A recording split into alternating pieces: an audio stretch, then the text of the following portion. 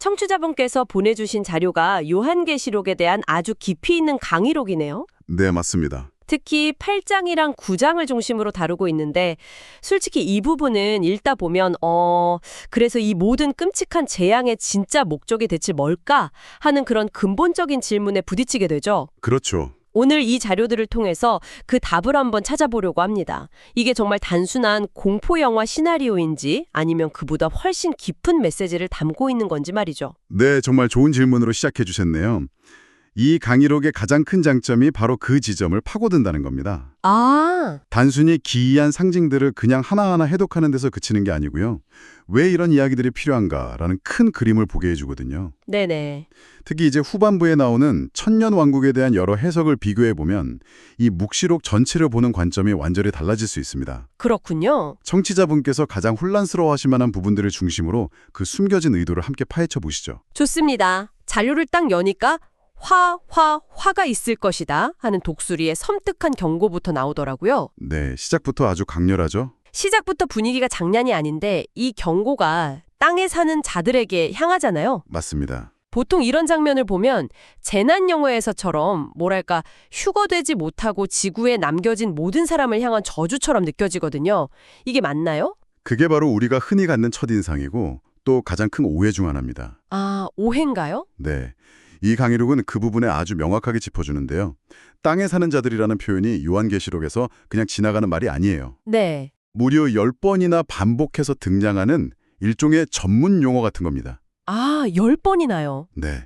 이건 물리적인 장소, 즉 지구에 사는 사람 전체를 뜻하는 게 아니고요.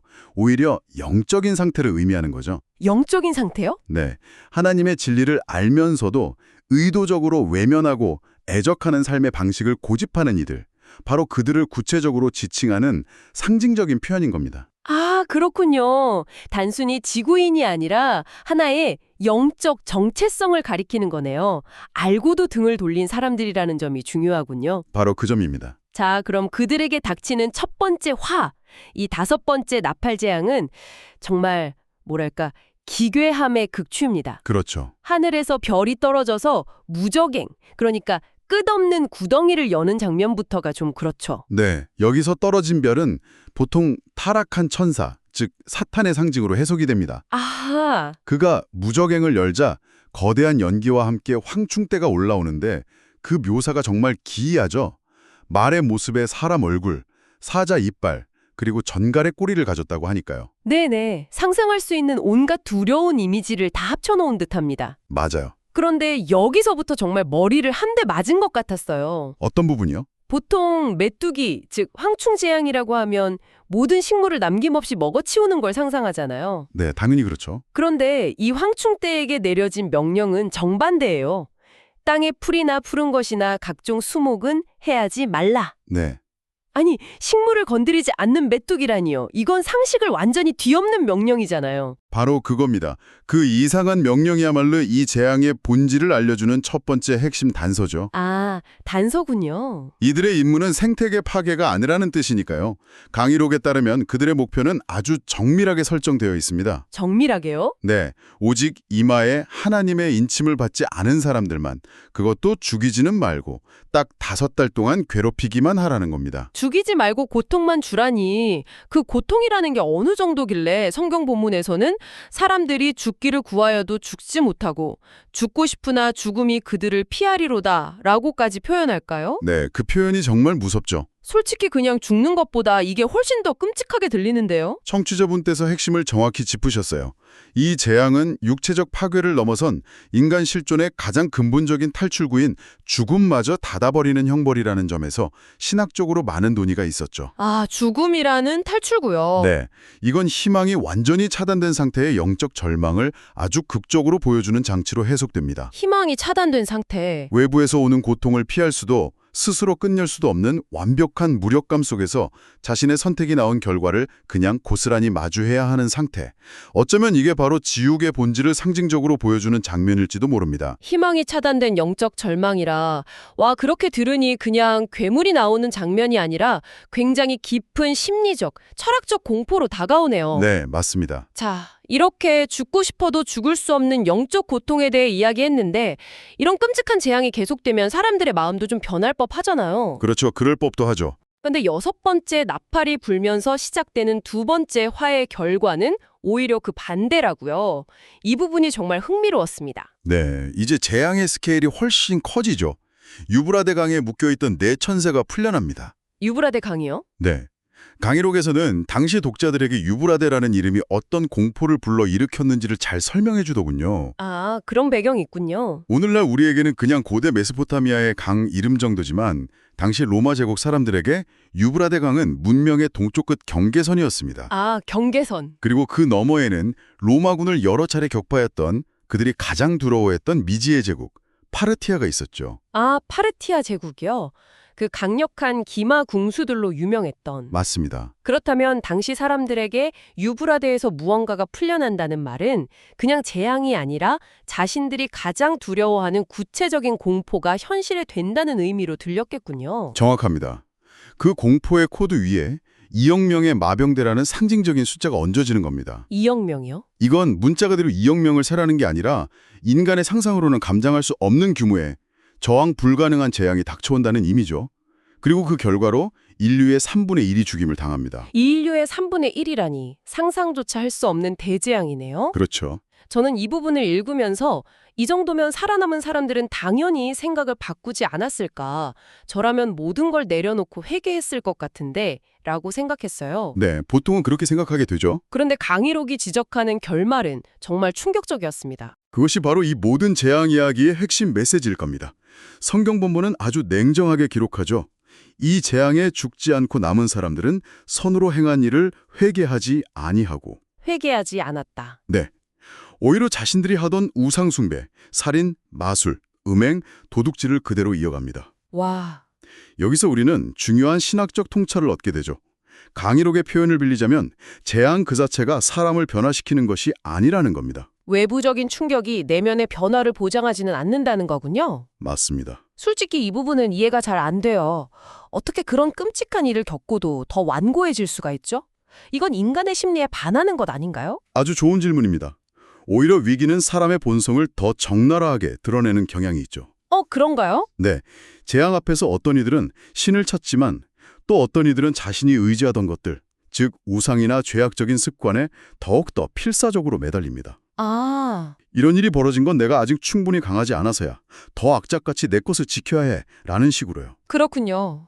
이 재앙의 목적은 그들을 억지로 회개시키는 것이 아니라 인간의 마음이 얼마나 완고할 수 있는지를 그 회개하지 않음의 본질을 남김없이 드러내는 데 있는 셈입니다. 아, 재앙이 그들의 죄를 드러내는 조명 역할을 하는 거군요. 정확히 보셨습니다. 조명 역할. 와, 재앙이 조명 역할이라니 관점이 완전히 바뀌네요. 네, 그렇죠. 이런 식으로 재앙이 내면을 드러내는 장치라면 요한계시록의 전체적인 시간표를 어떻게 봐야 할지 궁금해지는데요. 여기서 강의록은 한 걸음 물러나서 기독교 역사에서 이 종말의 시간표, 특히 천년왕국을 해석해온 세 가지 거대한 관점을 제시해 주더군요. 네, 그 부분이 아주 중요합니다. 이 부분을 이해하니까 앞선 내용들이 비로소 제자리를 찾는 느낌이었습니다. 맞습니다. 이 세 가지 관점을 종말론의 지도라고 생각하시면 앞으로 요한계시록과 관련된 여러 주장들을 접하실 때 큰 도움이 될 겁니다. 종말론의 지도요? 네. 첫 번째는 전천년설입니다. 아마 대중문화에서 가장 익숙한 버전일 텐데요. 말 그대로 그리스도가 재림한 이후에 지상의 문자 그대로의 천년왕국이 시작된다고 보는 견해입니다. 아, 재림 후에. 네. 우리가 흔히 아는 휴거나 7년 대환란 같은 개념들이 이 관점과 깊이 연결되어 있죠. 역사를 명확한 시간표처럼 나누는 세대주의 종말론의 기반이 되기도 하고요. 시간 순서대로 착착 진행되는 가장 영화적인 해석이네요. 그렇죠. 두 번째는 후천년설인데 이건 이름만 들어도 전천년설과 반대일 것 같군요. 네, 정확합니다. 후천년설은 교회가 복음을 전파하고 사회를 개혁해서 인류가 지상의 유토피아에 가까운 평화로운 천년왕국을 건설한 이후에 그리스도가 재림한다고 보는 다소 낙관적인 관점입니다. 인간의 노력으로요? 네, 인간의 노력과 진보를 통해 점진적으로 하나님 나라를 완성해 간다는 시각이죠. 19세기와 20세기 초에 큰 호응을 얻었지만 두 차례의 세계대전을 겪으면서 많이 퇴색된 견해이기도 합니다. 인간의 힘으로 유토피아를 만든다니 확실히 지금 시대에는 조금 순진하게 들릴 수도 있겠네요. 그런 면이 있죠. 한국이 없다는 뜻인가요? 용어 때문에 오해하기 쉽지만 천년왕국이 없다는 뜻은 아닙니다. 아, 그런가요? 네, 여기서 무에이는 없다는 의미보다는 문자적이지 않다는 뉘앙스가 강합니다. 아, 즉, 천년이라는 숫자를 문자 그대로 천년으로 보지 않고 완전하고 충만한 기간을 의미하는 상징적인 숫자로 해석하는 거죠. 네네. 그리고 이 기간은 미래의 어의 특정 시점이 아니라 바로 그리스도의 초림부터 재림까지의 전체 교회 시대를 가리킨다고 봅니다. 잠시만요. 그럼 무천년설에 따르면 우리가 지금 이미 그 천년왕국 안에 살고 있다는 이야기가 되는데요. 바로 그겁니다. 이건 정말 생각의 전환이네요. 네, 이 관점에 따르면 지금 이 시대가 바로 영적인 의미의 천년왕국이며 이 안에서 하나님의 보이지 않는 통치와 세상의 환란이 동시에 함께 일어나고 있다는 해석이죠. 통치와 환란이 동시에. 그래서 요한계시록의 끔찍한 재앙의 묘사와 동시에 하나님의 백성을 보호하시는 장면이 계속 교차해서 나오는 겁니다. 이 관점으로 보면 요한계시록은 미래의 사건을 예고하는 시간표가 아니에요. 시간표가 아니면요? 우리가 지금 겪고 있는 영적 현실의 본질을 설명하는 해설서가 되는 셈입니다. 와, 해설서라니. 관점이 완전히 바뀌네요. 지금 우리가 겪는 세상의 혼란과 그 안에서의 신앙적인 싸움 자체가 이 책의 주제라는 거군요. 네, 바로 그렇게 볼 수 있습니다. 자, 이렇게 큰 틀을 이해하고 나니 강희록이 마지막으로 주목하는 또 다른 신비로운 장면의 의미가 더 궁금해집니다. 10장에 나오는 장면이죠. 네, 힘센 천사가 나타나고 일곱 우레가 무언가 말을 하는데 요한은 그 내용을 듣고도 기록하지 말고 임봉하라, 즉 봉인하라는 명령을 받습니다. 네, 아니, 보통 이렇게 비밀에 붙이라고 하면 뭔가 엄청난 예언이나 미래를 바꿀 열쇠가 숨겨져 있을 것 같잖아요. 그렇죠. 다들 그렇게 생각하죠. 그런데 이걸 정반대로 해석하는군요. 그렇죠. 그 반전이 정말 기가 막힙니다. 강희록은 이 지점을 아주 의미심장하게 다룹니다. 네. 왜 하나님은 이토록 중요해 보이는 메시지를 비밀에 붙이라고 하셨을까요? 그 해석은 이렇습니다. 하나님은 사람들이 어떤 신비롭고 개인적이고 비밀스러운 계시를 찾아 헤매는 것을 원치 않으신다는 겁니다. 오히려 이미 교회와 선지자들을 통해 공식적으로, 공개적으로 주신 말씀을 신뢰하기를 바라신다는 강력한 메시지라는 거죠. 그러니까 숨겨진 비밀을 찾으려고 애쓰지 마라. 진짜 중요한 건 이미 다 알려줬다. 는 역설적인 가르침이군요. 네, 바로 그겁니다. 이건 정말 요즘 시대에 와닿는 해석인데요. 유튜브나 SNS만 봐도 나만 아는 비밀 정보, 소수에게만 전해지는 예언이라며 사람들을 현혹하는 경우가 너무나 많잖아요. 정확합니다. 이 장면은 하나님의 구원 계획은 비밀스럽게 소수에게만 전달되는 음모가 아니다 라고 선언하는 것과 같습니다. 아, 그렇군요. 구원에 필요한 모든 진리는 이미 성경을 통해, 교회를 통해 충분하고 명확하게 공개적으로 주어졌다는 거죠. 그러니 어딘가에 있을지 모를 특별한 무언가를 찾아다니느라 에너지를 낭비할 필요가 없다는 겁니다. 네. 그것이 바로 봉인된 메시지가 우리에게 주는 가장 공개적인 가르침인 셈입니다. 네, 오늘 우리는 요한계시록이라는 얼핏 보면 공포영화 시나리오 같은 텍스트를 깊이 들여다봤습니다. 땅에 사는 자들이 특정 지역의 사람들이 아닌 영적 상태를 의미한다는 것, 그리고 끔찍한 재앙의 목적이 단순한 파괴가 아니라 인간의 완고한 본성을 드러내는 조명과 같다는 점이 특히 인상 깊었습니다. 네네. 또 천년왕국에 대한 세 가지 지도를 통해 우리가 사는 이 시대를 어떻게 바라볼 수 있는지도 새롭게 생각하게 됐고요.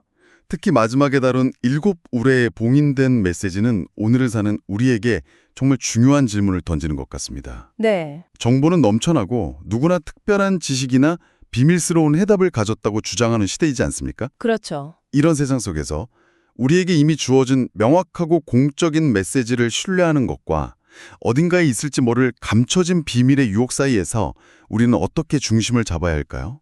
이 질문을 청취자분께서 한번 깊이 곱씹어 보시면 오늘 나눈 이야기가 더욱 의미 있게 다가올 것 같습니다.